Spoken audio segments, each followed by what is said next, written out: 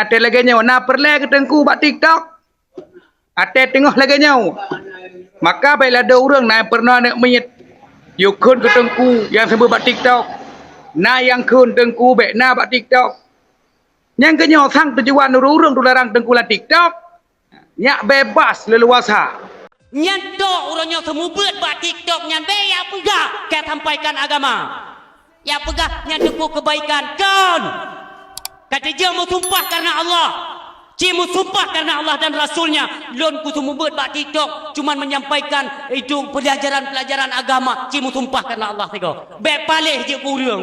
Be ban mutuun kepiah. Itanyok anak ilmu yang bacut be dua TikTok nyan cuman mengharapkan gift. Fan lauta ke hai yang ini kakak-kakak.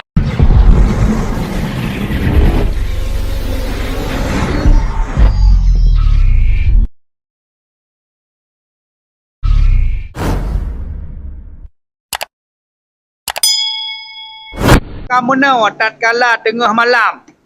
Boleh telefon, boleh telefon ni budu hurunya ikut nak gerak bacut.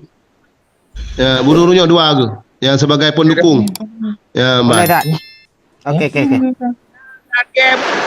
Lagi mana yang nyopoh le malam IDJ jinak buka bajai-bajai kat tinggal BH Allah na lagi nyo gurai-gurai tengah saling tukar pikiran sehingga lapor bak kamu seranglah awaknya mengirim pasukan sehingga pam teblok nyo karena serangan mendum dari bawah nyata lagi nyo na perle ke tengku bak TikTok ate tengah lagi nyo. Maka baiklah ada orang na pernah nak menyet. Yo kun ke tengku yang sebut bak TikTok. Na yang kun tengku baik na bak TikTok. Yang ke nyaw sang tujuan orang tu larang tengku la TikTok. Nyak bebas leluasa untuk mendukung kemaksiatan. Nyak boleh lebih ingat dengan orang drone. Nyak kan cara mendum lagi kan. Maka perle benar barisan tengku. Kami Saling pantau untuk setat akun yang melanggar syariat. Akun yang kena perusak regenerasi tanya yang wajib tanya untuk dapat akun yang siap mendung. Siap, tolong typing. Siap, Gure. Siap. Tolong Siap. typing tu, siap. Siap, Gure, siap. Rakan-rakan doon, tolong. Tengku-tengku yang na dalam TikTok, bek ni minah tengkunya.